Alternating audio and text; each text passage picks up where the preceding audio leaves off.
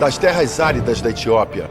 Ver toda essa rocha diante de você é de cair o queixo até o topo do mundo. Tem que ir mais alto. Nos ossos de criaturas antigas, que feroz! Olha só esses dentes! E no seu DNA existe uma história incrível. A história do seu corpo. E por que ele tem essa aparência.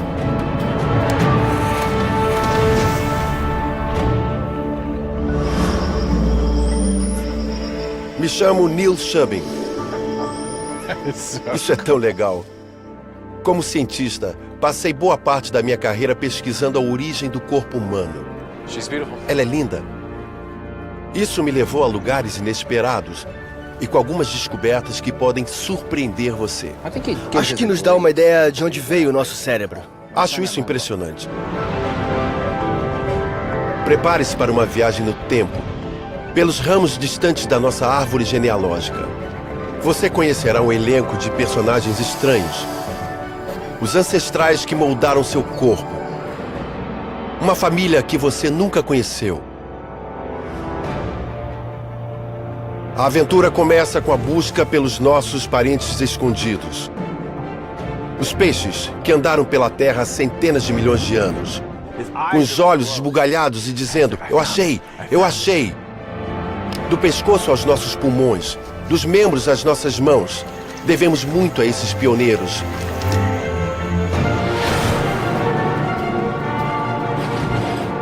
Durante a jornada, você verá seu corpo de um jeito diferente. Como eu, você verá vestígios do passado. Vislumbres de uma história épica dentro de nós.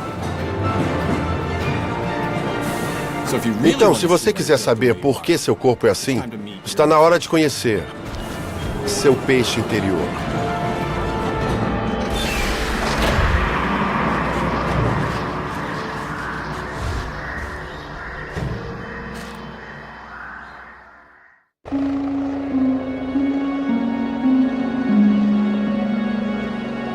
Puxa, olha só isso. Paraíso.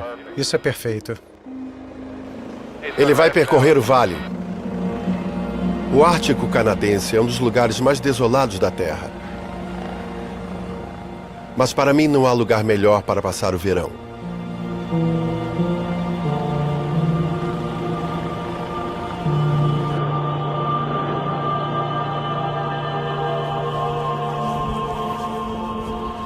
O que me traz aqui é o tesouro.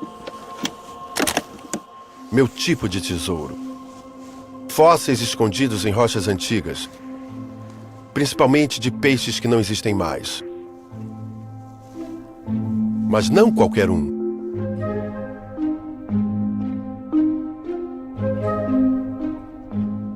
Estou em busca do peixe que carrega a história do nosso corpo dentro dele. Como cheguei aqui e o que descobri podem mudar a maneira como você enxerga seu próprio corpo.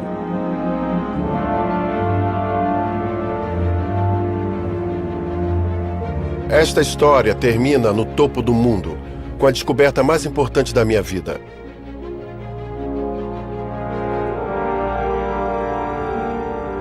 Mas ela começa em Chicago, em uma sala cheia de cadáveres.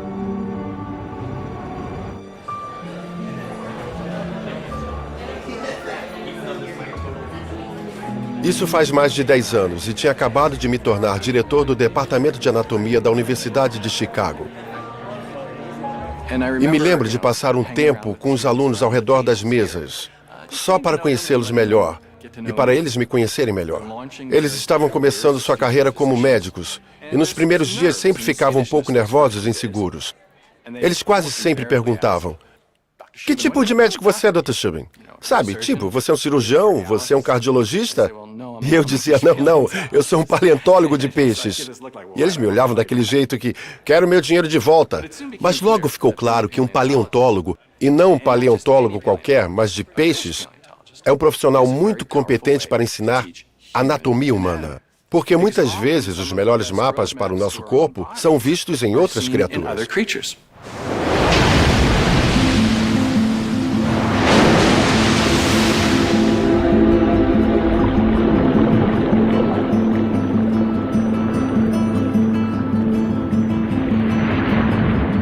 Você pode não achar que seu corpo tem algo em comum com o de um grande peixe, mas veja uma semelhança. Na superfície, você não lembra muito um peixe, eu sei. Mas existe um parentesco. E as pistas para essa ligação estão gravadas na rocha antiga.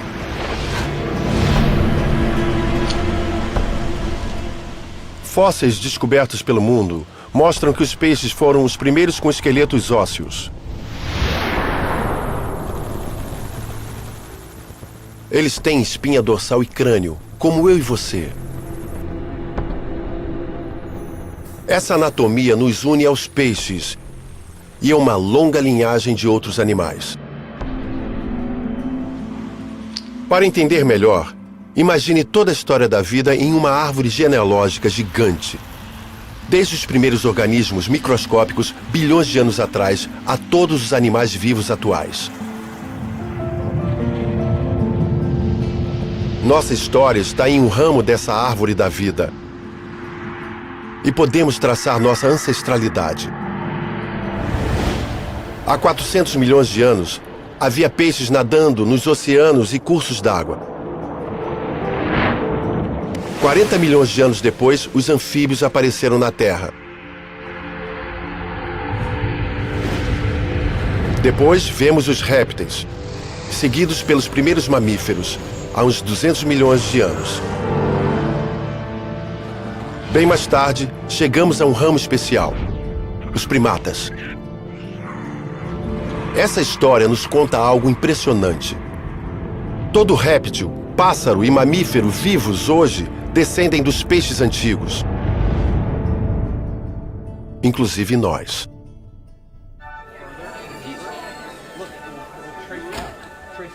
Como esse legado influencia na nossa anatomia?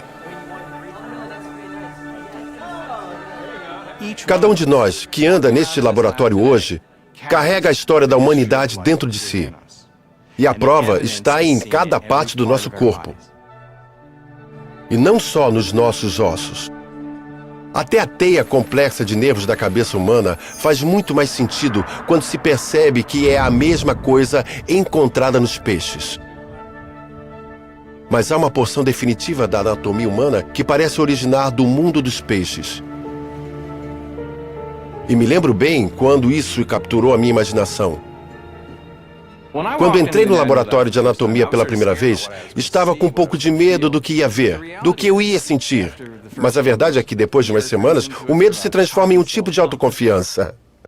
E quando você disseca os corpos, eles não se parecem muito humanos. Eles parecem mais bonecos de cera.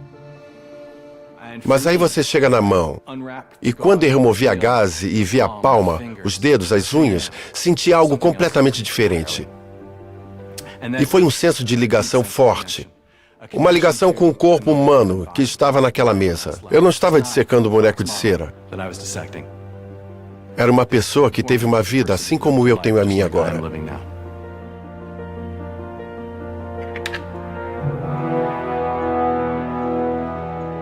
Quando vejo a anatomia da mão humana, fico maravilhado com as ligações complexas entre osso, tendão e músculo.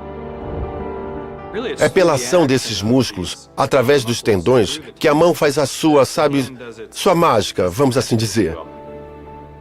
De modo que, quando os músculos são usados, eles puxam os tendões e veja, os dedos se flexionam. Agora, os músculos finos da mão. Estes músculos pequenos que acompanham os tendões, são eles que controlam o movimento preciso dos dedos. São eles que representam tanto os primatas quanto os humanos. Então, de onde veio essa maravilha da evolução? Ela claramente tem raízes no passado. E dá para ver evidências disso nos ossos das criaturas modernas. Há mais de 150 anos, os cientistas conseguiram achar ligações entre as patas e os membros de animais quadrúpedes. Sir Richard Owen era um anatomista do século XIX. Ele teve a sorte de ser um anatomista numa era da descoberta. E as pessoas iam para Londres com criaturas novas e estranhas para ele analisar. E após analisá-las, ele encontrou padrões em comum em seres diferentes. Embora a forma e a estrutura gerais de cada membro fossem bem diferentes, ele percebeu que havia um tema comum.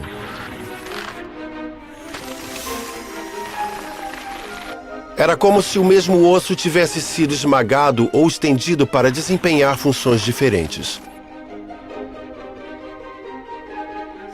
Isso é um cão. Os cães, você sabe, correm e pulam. O que a gente tem? Um osso, 2 ossos, ossinhos e depois os dedos. Os equivalentes aos dedos das mãos e dos pés. Aqui temos um pássaro. Seu membro foi modificado para ser uma asa e tem um osso, 2 ossos, vários ossos e os dedos. O impressionante é que, em cada uma dessas criaturas, a arquitetura esquelética é muito parecida com a nossa. E o que surpreende mais é que o esqueleto de todo animal que anda sobre a Terra hoje tem o mesmo padrão fundamental. Um osso, 2 ossos, ossos pequenos e dedos. Owen não sabia por que os seres tinham esse padrão. Era para ele um mistério. Era preciso uma nova visão, a visão de Charles Darwin, que basicamente dizia que o motivo pelo qual os animais tinham esse mesmo padrão era que, em algum momento de um passado distante, tiveram o mesmo ancestral, que também tinha uma versão desse padrão. De acordo com Darwin, seríamos capazes de acompanhar a evolução dos nossos membros e mãos se voltarmos no tempo na nossa árvore genealógica. Começando com os primatas, vemos mãos e membros que se parecem muito com os nossos. Indo mais para trás, para os primeiros mamíferos, notamos mais semelhanças nas patas. E observamos como as patas vieram de parentes mais distantes. E se formos mais ainda para trás, chegamos a nossos ancestrais quadrúpedes mais distantes. Esses animais, os primeiros tetrápodes, foram um dos primeiros a ter o padrão um osso, 2 ossos, vários ossos, de Owen. Mas quando entramos no mundo submarino, há cerca de 400 milhões de anos, em vez de animais com membros, vemos peixes pré-históricos com barbatanas. E nos deparamos com um grande mistério da biologia. Como fomos de peixes com barbatanas para animais com braços e pernas? Darwin foi ousado e previu que deveria haver animais antigos, formas transacionais, que preencheriam essa lacuna. Mas como seria esse animal? Ele teria membros, barbatanas ou ambos? Tal criatura representa uma etapa crítica da origem da mão humana. E eu me propus a encontrá-la.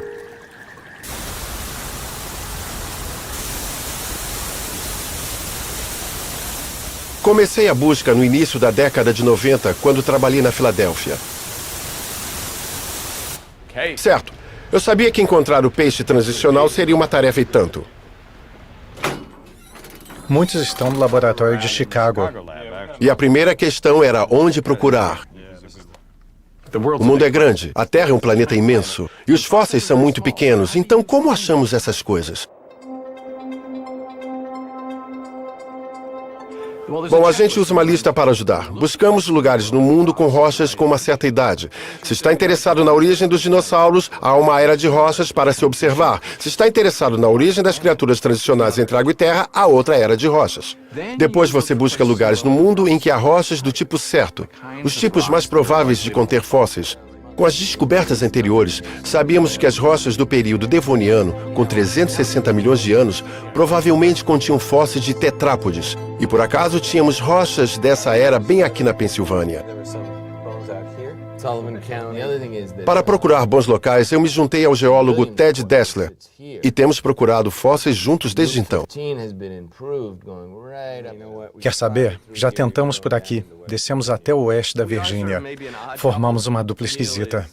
O Neil é mais animado e entusiasmado, o que é excelente. Eu sou entusiasmado também, mas não tão barulhento.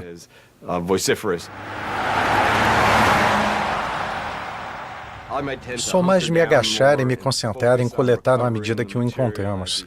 E Neil é mais do tipo que diz, tá, e o que há além do horizonte? O que há na próxima colina?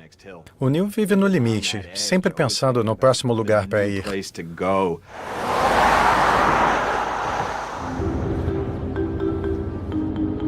Eu e o Ted pegávamos o carro com mapas de uma mão e documentos geológicos na outra. E passeávamos pelas estradas estaduais, olhando para as rochas e dizendo: que tipo de rocha é essa mesmo?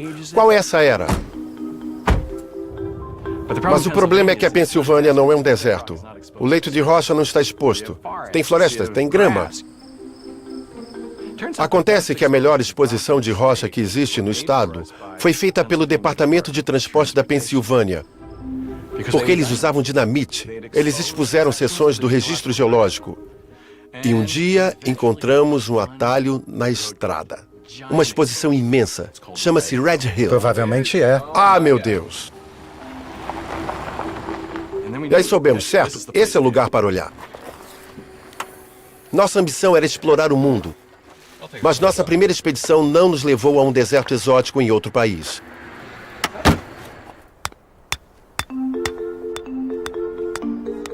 Aconteceu do lado de uma estrada na Pensilvânia.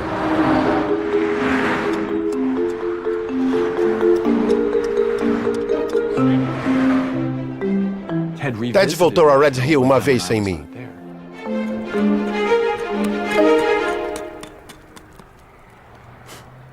Ele ligou para mim e falou: Oi, Neil, acho que encontrei algo muito importante. Eu disse: Ah, o que você achou? Ele: Acho que encontrei um tetrápode. Eu disse: Ted, não, tá brincando, não. Você não vai encontrar um tetrápode na segunda ou terceira viagem a Red Hill. Isso vai levar anos de trabalho. Aí, estava andando perto dessa camada e vi um fóssil de osso pequeno lindo. Cavei um pouco em volta dele, bem nessa camada. E olha só, acabei descobrindo que era um espécime muito significativo. Essa é a escápula de um animal antigo com membros. Era uma espécie nova. Era um tipo de animal inédito. Embora tenhamos apenas uma escápula, ela é uma porção do esqueleto que está cheia de informações. Ela ficava no lado esquerdo. O crânio estava nessa direção e o animal em si teria 1 metro de comprimento. E só com a escápula podemos descobrir coisas sobre como ele provavelmente sustentava esse membro. E ele, é claro, se parece com outros animais de outras partes do mundo. E podemos usá-los para descobrir outros aspectos do Innerpetron. Esses primeiros quadrúpedes pertencem a um grupo que gosto de chamar de stegas.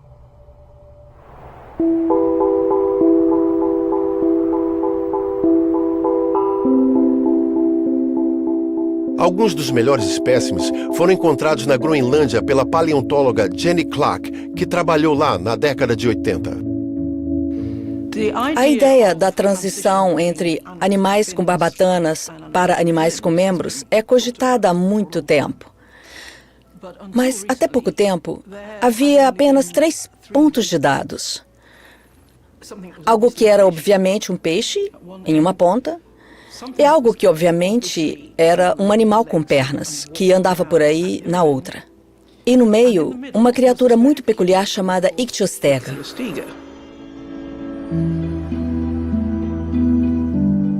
Usando as técnicas de análise mais recentes para criar um modelo 3D do Ichthyostega, Jenny está tentando ter uma ideia melhor de como ele vivia. Ela trabalha com a especialista em movimento animal Stephanie Pierce, da London Royal Veterinary College. Basicamente, queríamos ver o nível de movimento possível em cada uma das juntas dos membros e como isso se compara aos animais modernos. Elas compararam o Ichthyostega aos tetrápodes modernos, como a salamandra, para saber como esse fóssil se movia.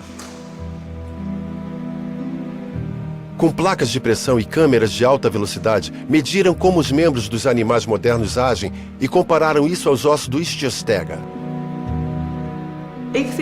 Os membros dianteiros dele tiravam a parte superior do corpo do chão.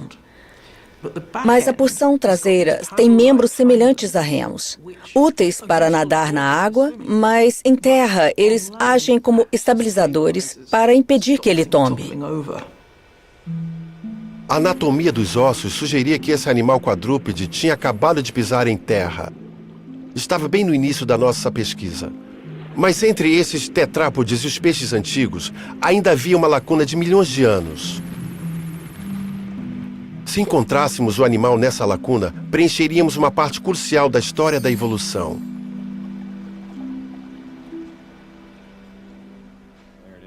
Então agora tínhamos outro desafio. Onde procurar em seguida? Lembro de estar no escritório. Estávamos numa das nossas discussões típicas sobre algum assunto de geologia. Tínhamos um livro universitário e estávamos dando uma olhada nos diagramas dele. De repente, surgiu uma figura que mudou nossas vidas. Era um mapa da América do Norte que mostrava 3 áreas de rocha devoniana do tipo ideal para conter o fóssil do peixe que se mudou para a Terra. Havia as rochas de Red Hill, na Pensilvânia. Já trabalhei nessas rochas. Havia também as rochas na Groenlândia que Jenny Clark já tinha pesquisado. Por fim, havia uma faixa no norte do Canadá com rochas de 10 milhões de anos mais velhas.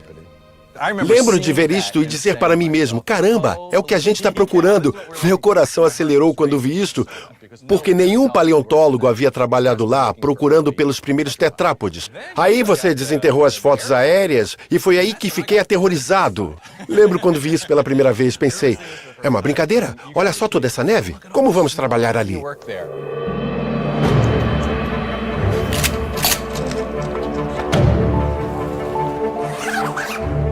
Então são 1, 2, 3, 4, 5, 6, 7, 8.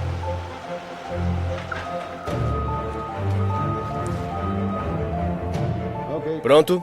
2-6 livre.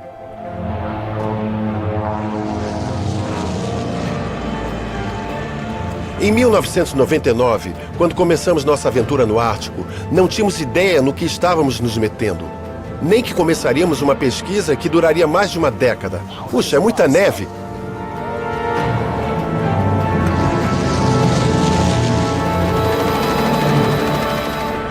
Aqui, no Alto Ártico do Canadá, não há população nenhuma por vários quilômetros. Nem estradas. Você só tem aquilo que traz consigo. Neste lugar, existe sempre o risco de ficar preso por um dos piores climas do planeta. Olha lá está ela. Estou olhando direto para a pedreira.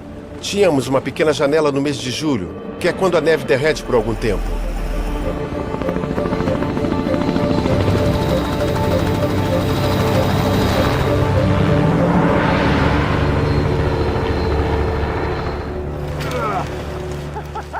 Éramos caçadores de fósseis experientes, mas agora tínhamos que nos tornar exploradores do Ártico. Então, quando o helicóptero te deixa no Ártico pela primeira vez, você pensa, o que eu estou fazendo aqui? Sabe, você pensa, ursos polares, é a primeira coisa que você procura. Tem alguma coisa na paisagem? Tudo que é branco vira urso polar. A última coisa que você pensa são fósseis.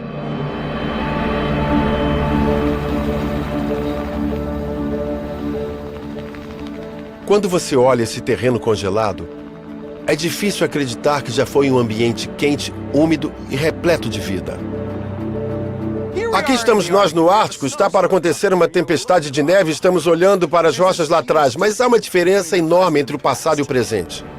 O que vemos hoje é um vale com rochas vermelhas e verdes inclinadas e empilhadas. Mas não era assim no passado. Esses vales foram esculpidos pelas geleiras que se movimentaram. E, em certo momento, essas rochas vermelhas e verdes se estendiam pelo vale e eram planas, não eram inclinadas. Olhando dentro das rochas, observamos que esse vale era, há 375 milhões de anos, uma planície de inundação gigante. Ela era repleta de rios que inundavam suas margens e, às vezes, encolhiam. Mas, nessa condição, eles formavam pântanos e cursos d'água de vários tamanhos diferentes. E havia uma vida rica nesses cursos d'água.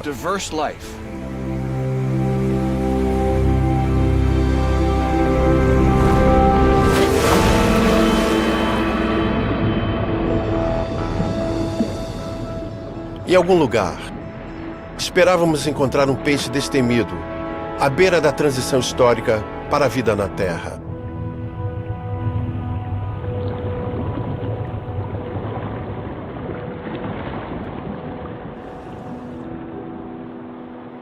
Será que encontraríamos provas desse evento enterradas nos sedimentos, esmagados e deformados por 375 milhões de anos de movimentação geológica?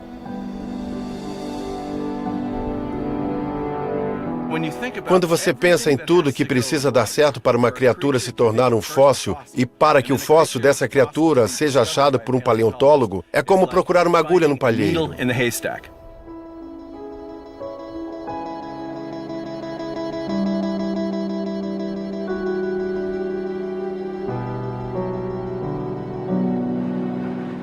Estávamos decididos a encontrar essa agulha, se ela existisse.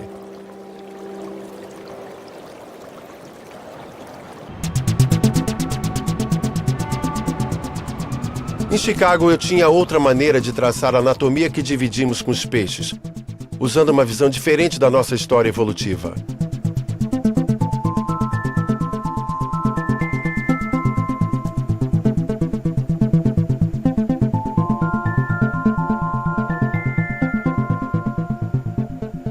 Quando não estava procurando fósseis, passava meu tempo vendo embriões no microscópio. E na época estava observando a transição do ovo para o adulto. E esse processo é incrivelmente bonito. No estágio inicial de desenvolvimento, o animal é só uma célula.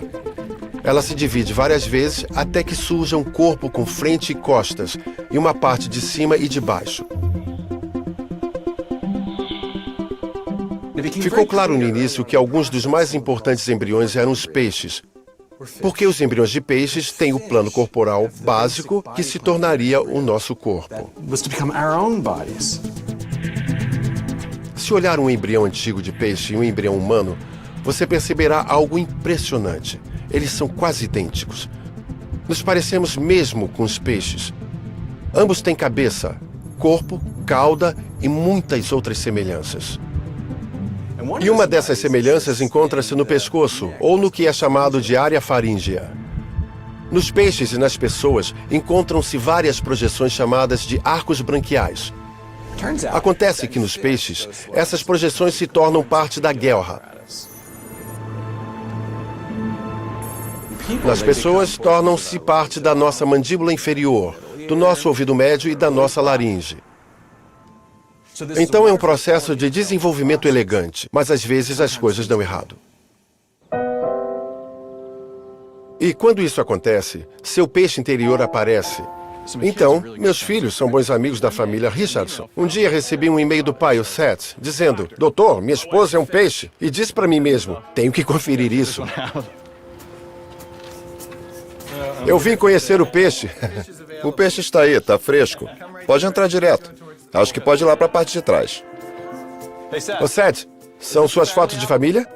Isso, exato. Você é um peixe? Olha, primeiro se você for, e for mais peixe do que eu sou, vou ter inveja. Sei. Então prove. Tá bom. But here it is. There's my Tá gal. aqui. É a minha guelra. É bem aí. Durante o desenvolvimento, todos nós temos arcos branquiais. Todos nós temos. Esse buraquinho é remanescente de uma guelra. E tô morrendo de inveja de você, Molly, porque você é mais peixe do que eu. Somos todos peixes, mas alguns mais do que outros. Alguns não evoluíram muito. Não, você é sortuda.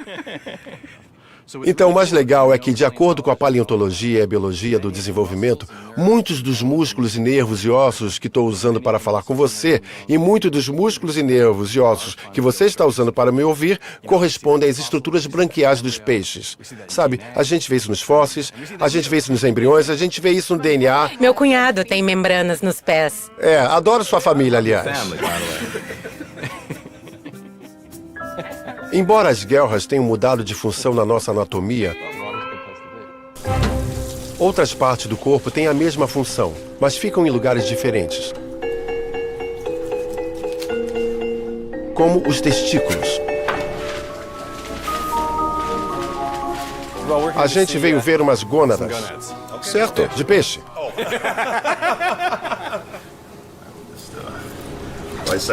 Eu vou dissecar esse carinha aqui. E se você abrir ele um pouquinho, vai ser ótimo. Claro, eu vou tirar isso aqui. Isso, sim. Então tá aqui. Tá vendo? É o coração, aqui é o fígado, tá certo? A gônada é bem aqui. Então, sabe o que é estranho nisso tudo aí? A gônada está na direção do peito, perto do coração. E o impressionante é que em você e em mim, em todos os outros mamíferos, as gônadas começaram em cima e foram parar na parte de baixo. Acho que era melhor onde estavam, não? Bom, de certa forma, sim. Ter as gônadas perto do coração não é um problema para os nossos parentes de sangue frio, mas pode ser para os mamíferos de sangue quente.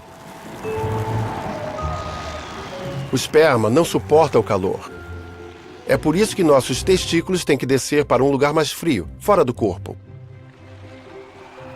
Quando um embrião humano se desenvolve, as gônadas ficam dentro do corpo, como nos peixes, e depois descem pela parede corporal, imitando a evolução.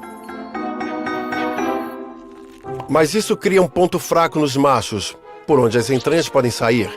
Isso nos deixa vulneráveis a certos tipos de hérnias. Se você pensar por que os humanos têm hérnias, é porque nossos testículos descem. Eles começam aqui, descem até o escroto e a parede corporal fica mais frágil por causa dessa reconfiguração. Pela passagem dos testículos, certo? Então, descobre-se que há um ponto fraco na parede corporal em alguns casos. E as pessoas ficam com hérnias. Por isso que os peixes não têm hérnias? Falhas no corpo humano, como nossa suscetibilidade a hérnias, nos lembra que somos uma adaptação dos nossos ancestrais. Cada um de nós é apenas um peixe modificado.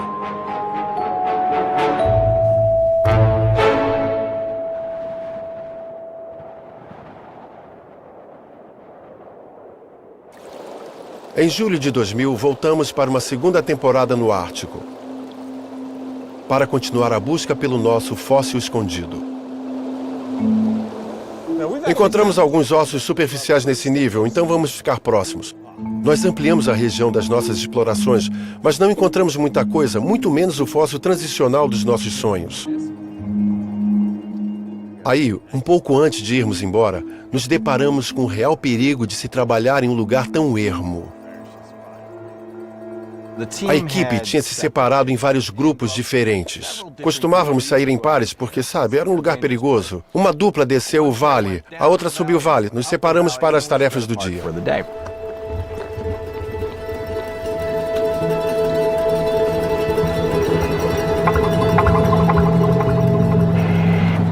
26, é o Fjord Pássaro, câmbio. Todos voltavam para o acampamento no final do dia. Todo mundo tinha que voltar após a chamada do rádio. A gente fazia a verificação de segurança na estação às 7 horas. E aí a gente estava fazendo a janta, esperando a chamada do rádio e, sabe, dando uma olhada em volta e aí... Ô, pessoal, vocês viram o Jason? Não vi o Jason. Você viu o Jason? Respondi, eu que te pergunto, você não viu o Jason? E acontece que ninguém tinha visto o Jason. Cadê o Jason? Era o integrante mais novo. Cuidamos dele a temporada inteira e ele tinha sumido. Quer dizer, meu coração ficou acelerado. Aí escutei uns passos do lado de fora da tenda. Ela se abriu e lá estava o Jason, com os olhos esbugalhados e falando, eu achei. Eu falei, Jason, o que você achou? Você viu um urso polar, o quê? Os bolsos dele estavam lotados de ossos. Ele disse, peguei uns ossos. Ele foi colocando um atrás do outro em cima da mesa. Aqui faz sol 24 horas por dia. Então corremos até o local do Jason e começamos a nos rastejar por lá no mesmo dia, procurando a camada que tinha os ossos. Quando viemos para esse alcantil e olhamos para baixo, vimos por que o Jason estava tão animado. Porque debaixo de nossos pés estavam fósseis de osso de peixe, fragmentos, muitos deles, milhares deles. Não eram só peixe, era um aquário inteiro. Eram espécies distintas. E ficou ainda melhor porque, quando subimos a colina e seguimos o tapete de fragmentos, ele acabava. Ou seja, provavelmente era uma camada. E se tivéssemos sorte, iríamos encontrar essa camada e observá-la. Levou várias semanas, mas acabamos encontrando a camada de rocha de onde estavam saindo os fragmentos fósseis. Aí nós procuramos indícios claros de ossos, na esperança de que nos levassem a espécies mais completas. Dá para ver esse pedaço branco minúsculo aqui. Isso quer dizer, pare! Porque este pedacinho branco mostra a estrutura de uma escama. E se olhar com cuidado, é claramente uma escama completa. E depois de enxergar essa escama, você vê outro pedaço de osso aqui, você vê outro pedaço de osso aqui. Estamos sobre a camada, então é melhor parar. O que vamos fazer agora é remover o gelo e a pedra para expor a camada como uma plataforma. Só uma pessoa. Para alcançar os fósseis enterrados, era preciso minerar a face de rocha. Mas estávamos sem tempo. Tá legal, vamos retirar a rocha desse lugar. Mais uma vez, nossa breve janela de clima sem neve tinha acabado.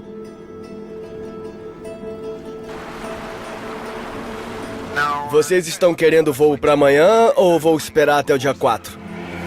São umas 3 horas daí. Certo? Entendido. Teríamos que esperar o próximo verão para escavar o leito fluvial antigo.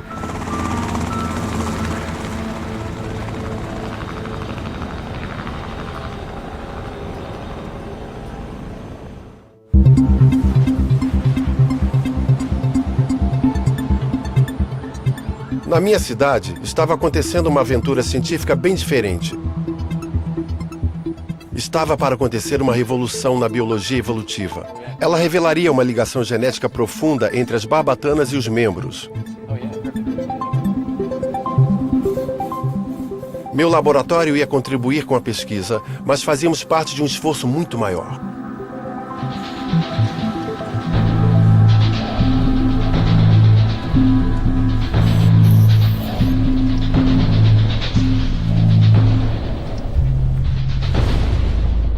Na liderança dessa missão estava meu colega Cliff Tabin, um geneticista da Universidade de Harvard.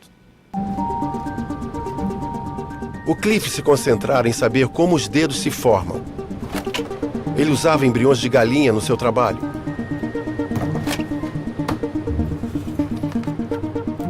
Para os biólogos, ovos de galinha são uma janela para o processo de desenvolvimento. Se você pegar um ovo de galinha, fizer um buraco na casca e descartá-lo, vai ver o embrião flutuando sobre a gema. Ele está bem ali, acessível. Você pode analisar o que é importante para a formação dele ao remover pedacinhos e pensar, isso interrompe o processo? Ou ao mover tecido de um lugar para o outro pensar, para que serve isso? Cliff imitou vários cientistas que usaram galinhas para investigar a formação dos membros. Nos anos 50, John Saunders foi um desses cientistas. Ele e sua equipe fizeram experiências com embriões de galinha com apenas alguns dias de idade. Eles se focaram em pequenas saliências chamadas brotos de membro, de onde se originariam as asas.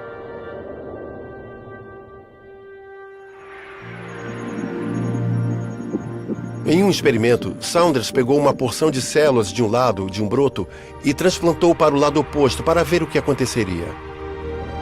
Após uma semana, quando ele voltou, descobriu algo surpreendente. O embrião de galinha tinha desenvolvido um segundo conjunto de dedos idêntico ao outro. Aquela pequena porção de células era especial. De alguma forma, dizia onde os dedos deviam se formar. A forma como pensamos agora é que essas células instruem o restante do membro com a emissão de um sinal de longo alcance para as outras células, que o veem e respondem para ele. A identidade desse sinal foi um mistério não resolvido por várias décadas. Mas Cliff tinha um palpite. Ele e alguns colegas suspeitavam que o sinal podia ser uma única molécula que vinha de um único gene. Ele baseou suas suspeitas numa pesquisa que estava mudando como entendemos o papel dos genes na formação das partes do corpo. Era um trabalho que fora feito em um animal totalmente diferente. Era uma criatura muito pequena, que procria muito rapidamente e que pode ser estudada em laboratório. E é esta aqui, a pequenina mosca de fruta.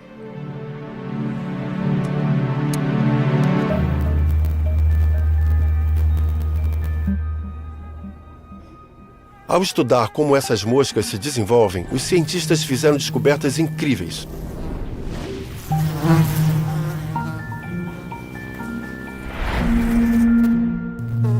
Genes individuais podem fazer coisas complexas, como guiar a formação de partes do corpo. Havia um gene apelidado de Hedgehog que chamou a atenção do Cliff.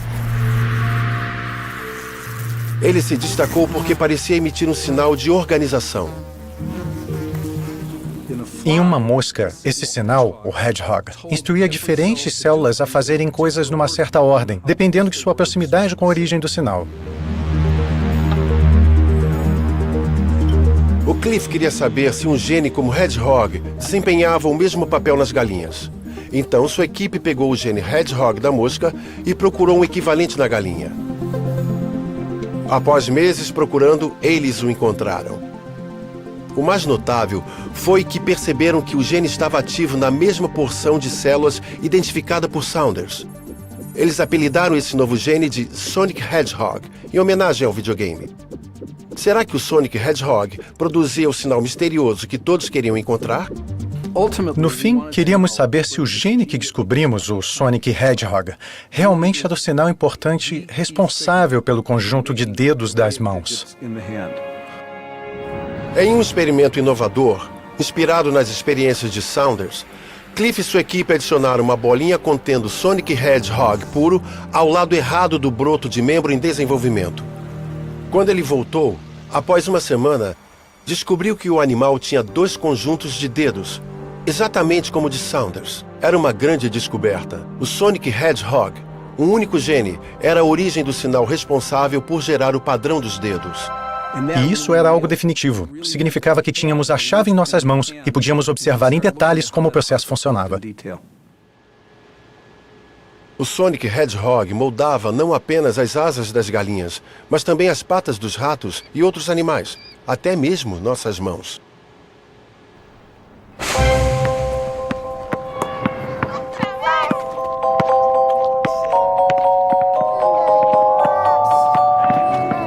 Se quiser saber o quanto o Sonic Hedgehog é importante para nós, conheça a família Hubbard.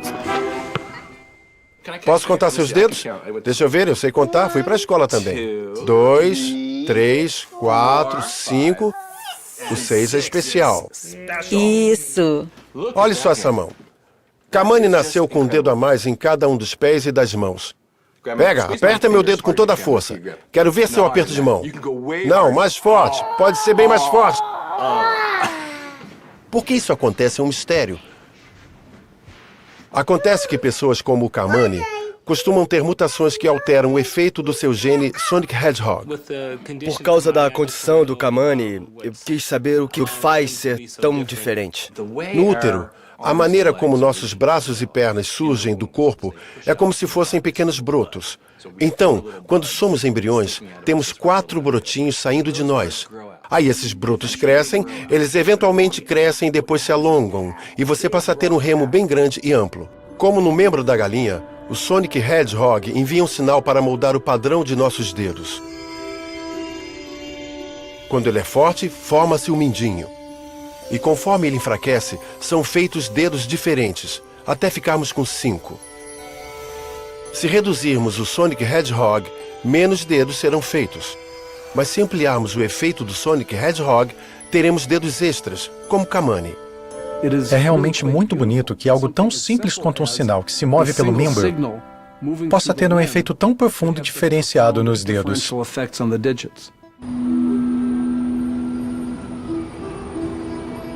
Agora sabíamos que o Sonic Hedgehog desempenhava um papel importante na formação dos membros de vários animais quadrúpedes. Mas ele era muito antigo. Podia ser um legado deixado pelos primeiros peixes? No laboratório, meu orientando Randy Darn estava analisando essa questão. Randy estava investigando um tipo antigo de peixe, os ragídeos, cujos embriões crescem em um saco chamado bolsa de sereia.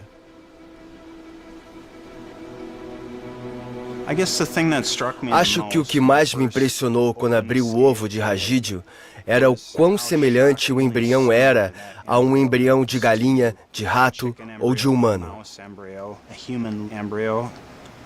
Como embriologista, eu deveria saber que é claro que eles vão ser semelhantes. Mas quando você vê isso, pensa, pela evolução, eu e esse embrião estamos separados por 400 milhões de anos. Mas em uma fase da minha vida, minha aparência era exatamente essa. Está claro que dividimos uma história genética com os peixes. Mas os genes que moldam nossas mãos fazem o mesmo pelas barbatanas dos ragídeos?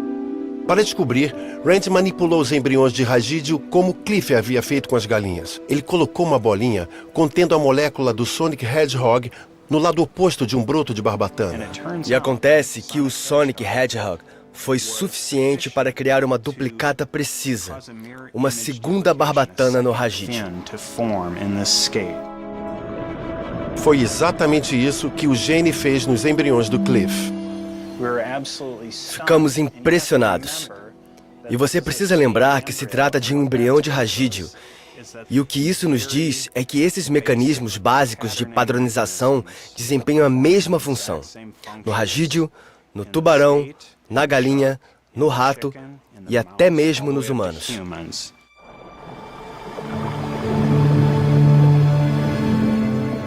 Nós traçamos o Sonic Hedgehog até a vida nos oceanos antigos.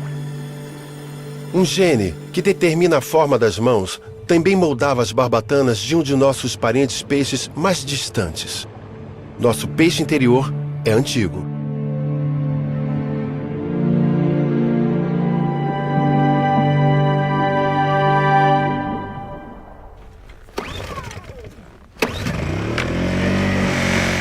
Mas ainda havia um grande mistério a resolver.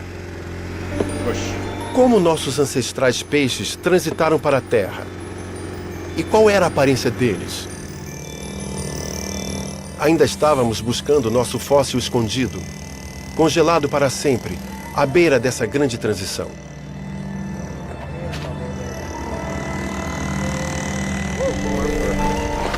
A cada verão, voltávamos ao leito fluvial antigo do Jason para continuar escavando. Precisávamos mover várias rochas, expor a linha estreita que continha os fósseis.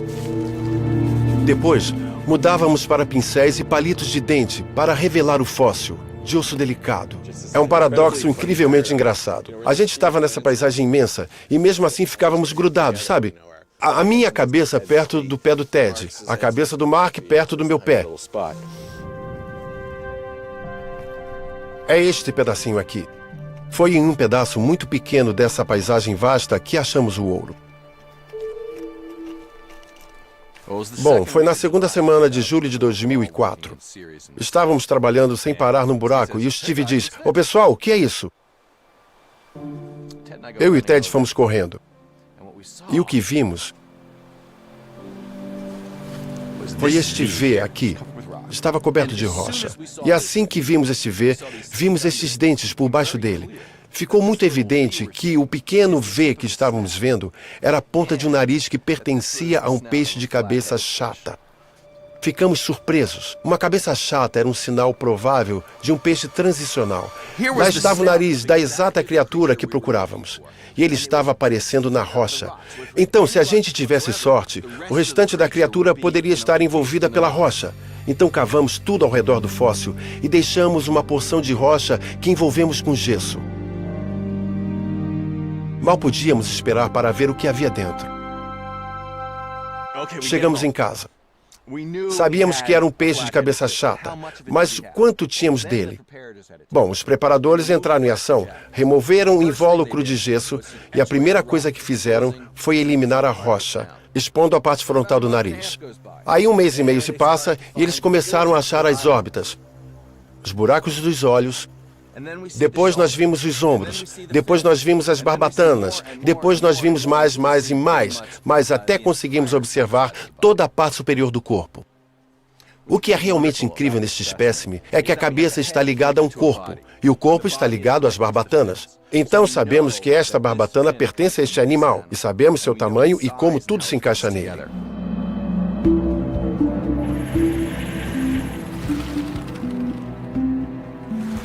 Depois, achamos partes de outros espécimes, e alguns deles eram bem grandes, com até 2,70 metros de comprimento. O povo intuit local batizou nosso fóssil de Tiktaalik, o que significa peixe grande de água doce. E à medida que avaliamos nossa descoberta, a empolgação real começou. Lá estava o animal que Darwin previra, uma verdadeira mistura anatômica. Ele tinha os traços dos peixes, como escamas, barbatanas e guelras. Ele também tinha pulmões para respirar. E, para nossa surpresa, tinha um pescoço, semelhante ao nosso mais antigo encontrado. Mas o fator decisivo estava nas barbatanas. Vimos uma versão inicial do padrão de um osso, 2 ossos, vários ossos que vemos nos nossos membros hoje.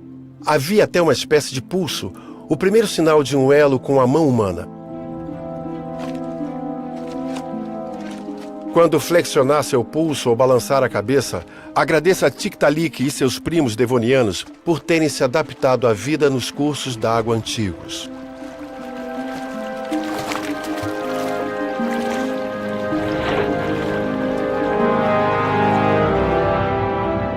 Ao contrário de outros peixes, o Tiktaalik usava o pescoço para ver os predadores e caçar presas menores.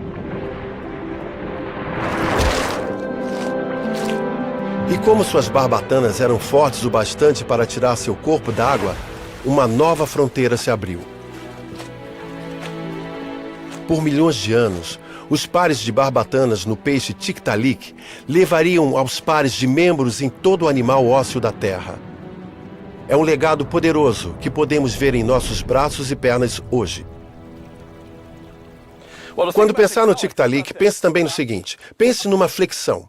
O que a gente faz durante uma flexão? Usamos os músculos presos ao nosso peito e à parte de baixo do nosso braço para nos dar a força para levantar. Usamos nossos cotovelos e flexionamos os pulsos, o que é muito importante porque permite que nossa palma fique em contato com o chão. Essa é a barbatana do Tiktaalik. E o que existe nela? Existe uma superfície imensa para uma conexão de músculos que ligariam o ombro à parte inferior do braço. Existe evidência de um cotovelo altamente móvel e até um pulso que se flexiona, de modo que o equivalente à palma tenha contato com o chão. É um peixe que pode fazer uma flexão. Eu lembro que quando vi o pulso do Tiktaalik pela primeira vez, tive a mesma sensação que tinha lá no laboratório de anatomia, quando vi o cadáver e a mão dele.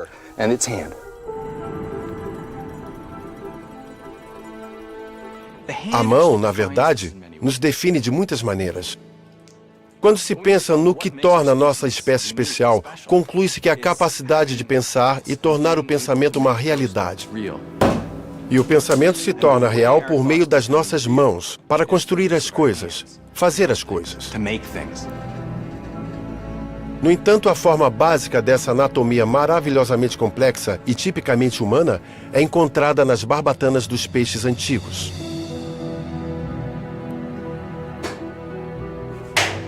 É uma história evolutiva incrível que agora podemos explicar.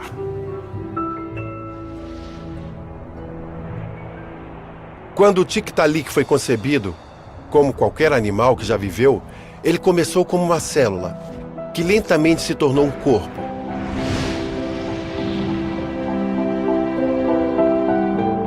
Os brotos surgiram e genes, como Sonic Hedgehog, se tornaram barbatanas.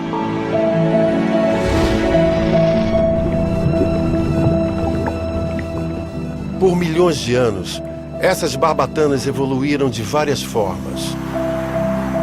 Como membro desse anfíbio primitivo com 8 dedos. Outros milhões de anos se passaram e novas variações surgiram. Dos membros com garras dos répteis que colonizaram a Terra,